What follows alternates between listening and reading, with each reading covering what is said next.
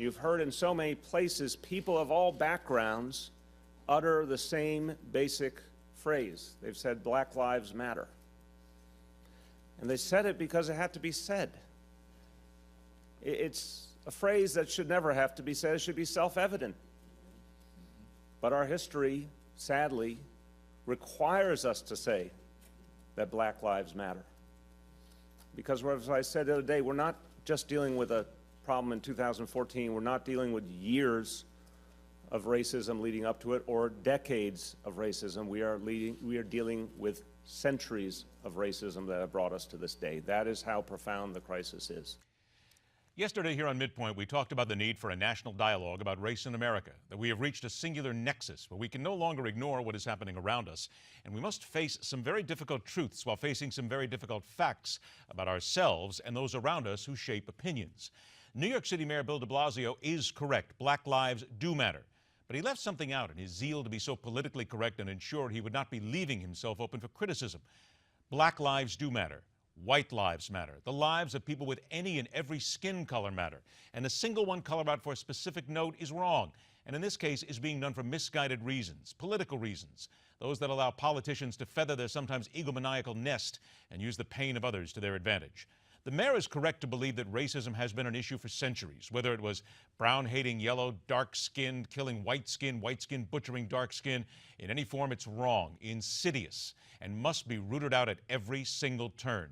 But the deaths of Eric Garner in Staten Island and Mike Brown in Ferguson have nothing to do with race in the manner Mayor de Blasio and others would lead us to believe.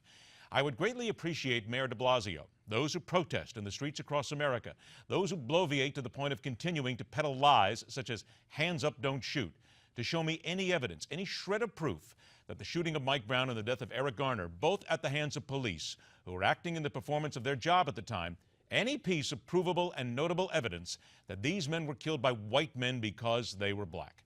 This is not in any way to take away from the fact their lives mattered, or to diminish the fact they were killed in a manner that deserves and demands our attention and scrutiny. But please prove to me that either one of these killings was due to racism, and racism alone. It doesn't exist. Is it possible something will be uncovered if and when the Justice Department gets involved? Certainly, it is possible. But for the moment, let us deal in what we know without wandering off in some manner of fancy.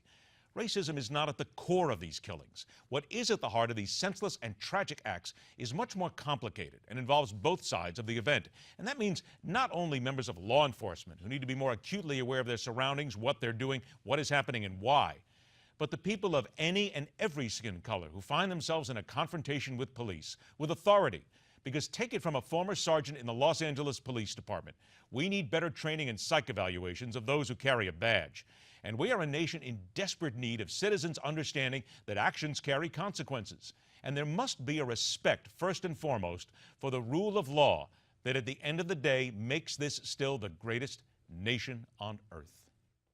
Are we also at a point where the community needs to understand that in some cases don't exacerbate a situation under any circumstances when you're confronted with police? My best advice is always to do what an officer tells you, because if you find yourself like Eric Garner did, being the victim of contempt of cop, which means you made me mad and now you're going to pay, you see that you will lose every time. And so citizens need to go along until you can get to a safe environment and you can lodge a complaint through a different process. Contempt of cop, a phrase that carries with it a powerful and overlooked part of this entire discourse. Mike Brown committed a strong-arm robbery, started the chain of events that put him into a confrontation with the law. The event that tripped the call to police. The notification someone was out there who committed a crime. The instance that brought Officer Darren Wilson to that spot and forced his hand.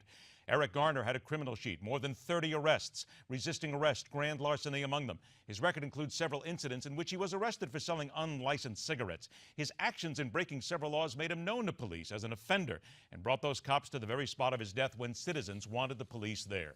These are the kind of things and people who will assail me for seeking to take the side of cops by destroying the reputation of these men in order to reach an agenda or demonize the dead. Ridiculous.